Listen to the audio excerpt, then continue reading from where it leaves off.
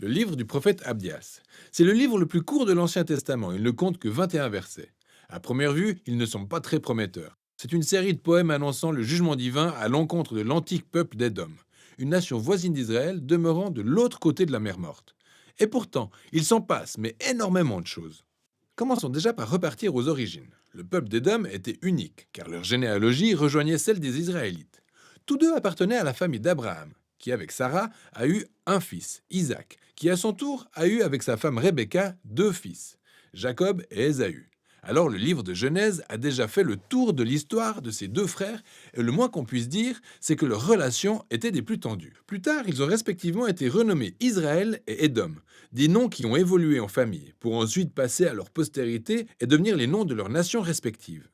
Et ces familles ont perpétué la même relation tendue qu'avaient leurs ancêtres. Ces énormes tensions entre Israël et Édom ont perduré au cours des siècles, même si ces deux peuples ont toujours partagé ce lien familial. Un lien qui a été brisé par un acte de trahison à la faveur de la chute tragique de Jérusalem face à Babylone. Quand Israël a été envahi et conquis par Babylone, le peuple d'Édom en a profité pour piller d'autres villes israélites. Ils ont aussi capturé et même tué des réfugiés israélites. Dans d'autres livres prophétiques, Dieu a rendu la monnaie de la pièce aux voisins d'Israël, ayant fait preuve de ce type de violence. Et ici, Abdias fait pareil pour Édom. Ce petit livre se divise en deux moitiés. La première partie est une série d'accusations contre les leaders d'Édom, et précisément à cause de leur orgueil et leur arrogance, qu'ils justifiaient à deux niveaux. Littéralement, parce qu'ils vivaient dans les hauteurs du désert, au creux des rochers, mais aussi métaphoriquement, car ils se croyaient vraiment supérieurs aux Israélites. C'est cet orgueil qui a non seulement conduit les Édomites à rester les bras croisés quand Babylone est venue attaquer Jérusalem, mais en plus à prendre une part active dans sa destruction. À travers Abdias, Dieu prévient que le peuple d'Édom sera terrassé de son piédestal et anéanti. Lui aussi sera traité exactement comme il a traité Israël. Et au moment où on s'attend à obtenir plus de détails sur le sort d'Édom, la cible change subitement au verset 15 où on lit la phrase suivante. Le jour du Seigneur est proche contre toutes les nations. Au fait, pourquoi passe-t-on en une fraction de seconde d'Édom à toutes les nations? Ce verset est le point de convergence reliant la première moitié du livre à la seconde, où Abdias annonce le jour du Seigneur, mais pas seulement pour Édom. Il élargit son horizon pour inclure toutes les nations. Et Abdias de préciser que toutes les nations orgueilleuses, agissant comme Édom, devront affronter la justice de Dieu de la même manière. Chacune d'entre elles tombera de son piédestal vers une déchéance assurée. Alors, l'association de ces deux sections, l'une sur Édom et l'autre sur toutes les nations, explique tout l'intérêt d'Abdias pour ce petit voisin du sud d'Israël. Abdias perçoit l'orgueil et la chute d'Édom comme un miroir, le reflet du processus par lequel Dieu s'en prendra à l'orgueil de toutes les nations en entraînant leur chute par la même occasion.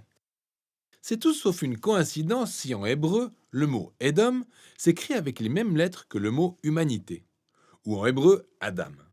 Dans Abdias, l'ascension et la chute d'Édom est une parabole illustrant la justice de Dieu qui s'abattra le jour du Seigneur sur toutes les nations coupables d'orgueil et de violence.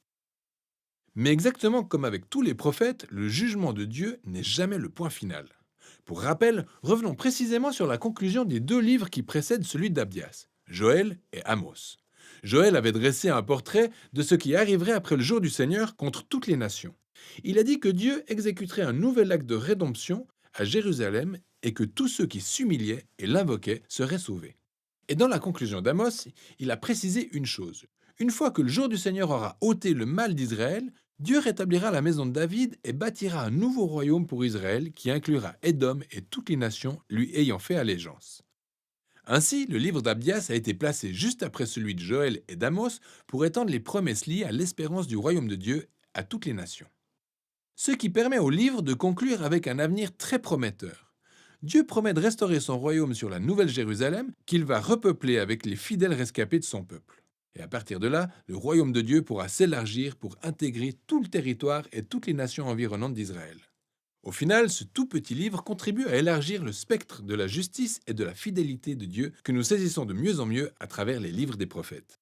Le très vieil orgueil et la trahison du peuple d'Édom servent de miroir à la condition humaine, à travers ces moyens par lesquels nous nous trahissons et nous nous blessons mutuellement dans le bon monde de Dieu. Mais il reste toujours de l'espoir, selon Abdias. La chute d'Édom renvoie au jour où Dieu ôtera le mal de notre monde, tout en établissant son royaume de paix réparatrice sur toutes les nations. Voilà ce dont il est question dans le livre d'Abdias.